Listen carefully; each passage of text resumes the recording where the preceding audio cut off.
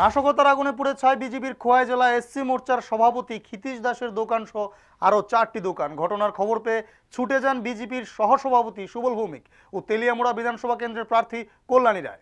নির্বাচনের ফলাফল ঘোষণার আগেই শুরু হয়ে গেছে নাশকতা। খোয়াই জেলায় এই নাশকতায় সর্বশান্ত হয়ে পড়েছে প্রায় 4-5 জন ব্যবসায়ী। রাতের আধারে কে বা কারা আগুন লাগিয়ে দেয় বিজেপি এসসি মোর্চার সভাপতি ক্ষিতীশ দাসের দোকানে, আর সেই আগুনে পুড়ে ছাই হয়ে যায় বেশ কয়েকটি দোকানঘর। ক্ষয়ক্ষতির পরিমাণ কয়েক লক্ষাধিক টাকা বলে জানান বিজেপির সহসভাপতি সুবল ভৌমিক। এটা আমাদের এই জেলা খোয়াই জেলার এসসি মোর্চার সভাপতি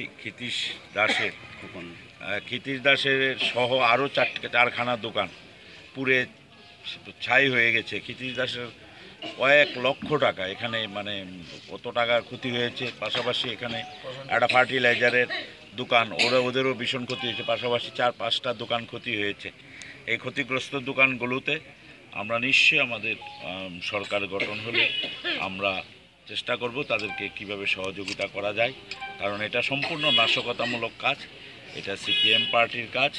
এইভাবে ওরা সারা রাজ্য করে যাচ্ছে, আমরা এই করে ওদের লাভ হবে না। নির্বাচনের ফলাফল ঘোষণার আগে এই ধরনের নাশকতায় আতঙ্কিত হয়ে পড়েছে সংশ্লিষ্ট এলাকার ব্যবসায়ীরা। তাদের দাবি জোরালো করা হোক রাজ্যের নিরাপত্তা ব্যবস্থা। আপাতত এই পর্যন্ত। আগামী ব্রেকিংসের জন্য লাইক, শেয়ার, কমেন্টস করুন আমাদের Facebook page the public interest. সঙ্গে সাবস্ক্রাইব করতে ভুলবেন না ইউটিউব চ্যানেল টাইমস 24।